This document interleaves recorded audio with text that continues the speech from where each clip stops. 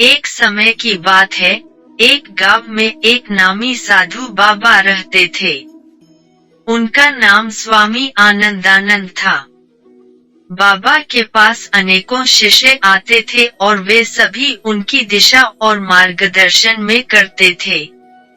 एक दिन उनके एक शिष्य ने उनसे पूछा, गुरुदेव, हमें संतुष्टि कैसे प्राप्त करनी चाहिए? हमेशा खोज करते हैं, परंतु संतुष्टि की प्राप्ति क्यों नहीं होती? बाबा मुस्कुराते हुए बोले, बेटा, संतुष्टि की प्राप्ति अन्याय और गर्व को दूर करके होती है। शिष्य चिंतित हो गया और बाबा से पूछा, गुरुदेव, अन्याय और गर्व को कैसे दूर करें? बाबा ने एक कथा कही और कहा, बेटा, एक समय की बात है, राजा सोहेल नामक एक शासक राज करते थे। उनका राज्य खुशहाल था, परंतु वह अपने जीवन के अन्याय और गर्व में खो गए थे। राजा सोहेल का मन मान्यताओं, सम्मान और संपत्ति में व्यस्त था। वह सोचते थे कि उनके पास सब कुछ है, परंतु फिर भी कुछ नहीं था।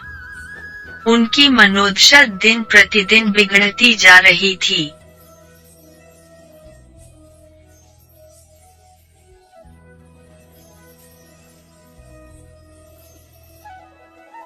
एक दिन राजा सोहेल को यात्रा के दौरान उन्हें एक वृद्ध ब्राह्मण मिले। वह वृद्ध ब्राह्मण बहुत ही संतुष्ट और खुश नजर आ रहा था। उनके साथ बात करने के बाद राजा सोहेल का मन बदल गया। उन्होंने वृद्ध ब्राह्मण से पूछा, आप इतने संतुष्ट कैसे हैं? वृद्ध ब्राह्मण ने हंसते हुए उत्तर दिया, राजा सोहेल, मैं एक गरीब ब्राह्मण हूँ और अपने जीवन को अन्याय और गर्व से दूर रखने का प्रयास करता हूँ।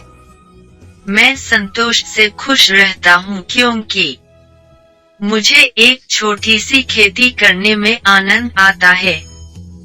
मैं जो भी उगाता हूँ, उसे खुद ही खाता हूँ और बाकी की वस्तुएं मैं गांव के गरीबों को देता हूँ।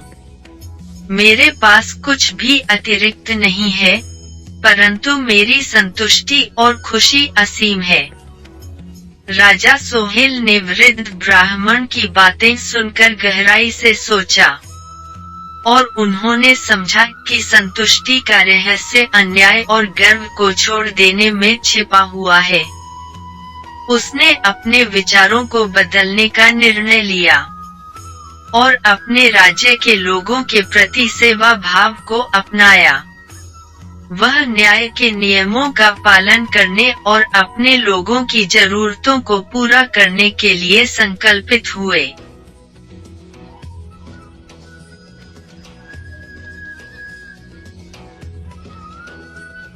राजा सोहेल के इस बदलाव ने उनके राज्य को नई ऊंचाइयों तक पहुंचाया।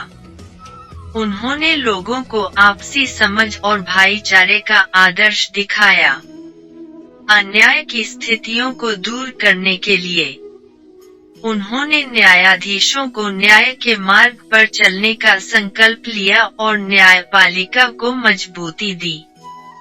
गर्व को दूर करने के लिए राजा सोहेल ने अपने जीवन के महत्वपूर्ण पहलुओं पर ध्यान दिया। वे अपने वंशजों को शिक्षा और संस्कृति के महत्व को समझाने में लगे रहे और उन्हें उच्चतम मान्यताओं के साथ जीने का प्रेरणा दिया। गर्व की जगह पर सम्मान और विनम्रता को उन्नत किया गया।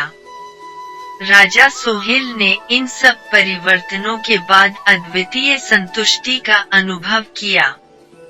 वे अपने अन्याय और गर्व के वशीभूत नहीं थे, बल्कि उन्हें स्वामी आनंदानंद बाबा की दी गई संज्ञा संतुष्टि का सही अर्थ मिल गया।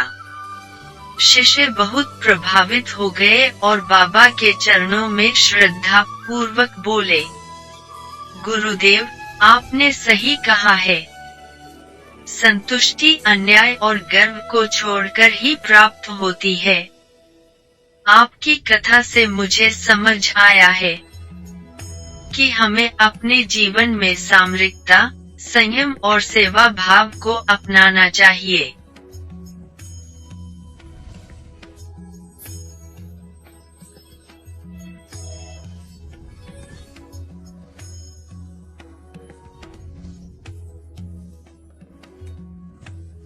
बाबा ने शिष्य को आशीर्वाद दिया और कहा, बेटा, संतुष्टि अपार धन है जो अन्याय और गर्व को दूर करके मनुष्य को प्रदान करता है।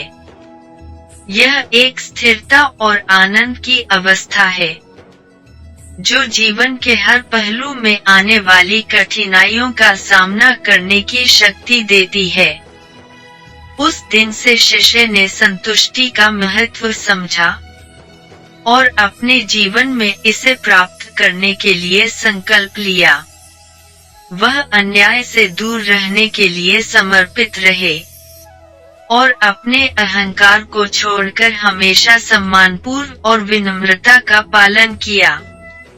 उसने सेवा और समर्पण के माध्यम से अपने जीवन को संतुष्ट और खुशहाल बनाया।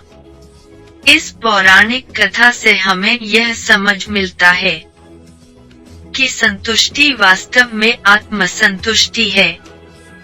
हमें अपने अंतरंग धन, संपत्ति या सामाजिक स्थान से नहीं, बल्कि अपने स्वभाव, नैतिकता और सेवा के माध्यम से संतुष्टि की प्राप्ति करनी चाहिए।